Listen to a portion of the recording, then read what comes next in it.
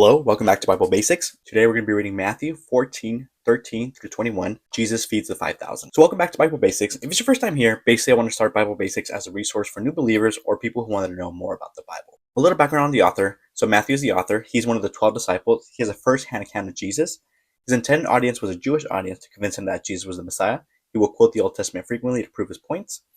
In this chapter, Jesus is in the middle of his ministry. He's gaining popularity, but he's gaining enemies just as quickly. A little recap, before this section we read about the death of John the Baptist, and Jesus had just heard about it, and this is where we find ourselves in this point. So let's start reading Matthew 14:13. Jesus feeds the 5,000. When Jesus heard about what had happened, he withdrew by boat privately to a solitary place. Hearing of this, the crowds followed him on foot from the towns. Jesus just wanted some alone time to process what had happened, but due to his popularity, people followed him. When Jesus landed and saw a large crowd, he had compassion on them and healed their sick.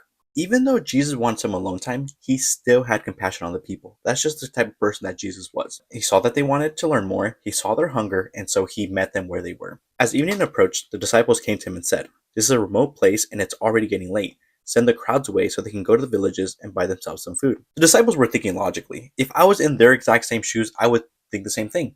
Let's send these people out of town so they can get something to eat. This is a solitary place. There's not a lot of food around here. Let's take care of them. If anything, they were looking out for the people. But the thing is, God doesn't always think like us. We have to make sure that we're always in tune to God and make sure we're not putting human limitations on God. Because to us, that makes sense, but God doesn't think like that. And I love Jesus' response. Jesus replied, "They do not need to go away. You give them something to eat." Jesus can be kind of funny. He does this thing where he turns around on them. And if I was a disciple, I'd be like, "What? There's not enough food. How can we give them this food?" The thing is, we can't on our own, but we can with God's help. "We have here only 5 loaves of bread and 2 fish," they answered. God is telling us to use what we already have, what we have at our disposal. We don't need a large amount of money or a large amount of time to do things to help other people around us. If you have $10 and you see someone who's hungry, you can buy them a meal with that $10. If you only have $10 but you see someone who's struggling to pay for a tank of gas, there's that $10.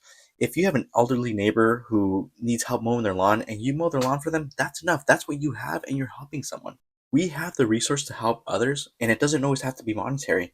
Use the bread and fish that you have. It could be time, it could be support, it could be showing up. You have a friend who's going through a tough time and you show up at their doorstep and just to hang out and spend time with them, that is enough. That is you using your fish and bread that you already have at your disposal, and God will honor that and God will multiply that. "Bring them here to me," he said. And he directed the people to sit down on the grass. Taking the 5 loaves and the 2 fish, looking up to heaven, he gave thanks and broke the loaves.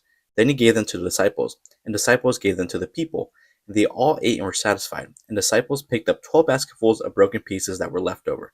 The number of those who ate was about 5,000 men, besides women and children. God will always multiply what we give to him, but people have to be a variable in order for that to happen.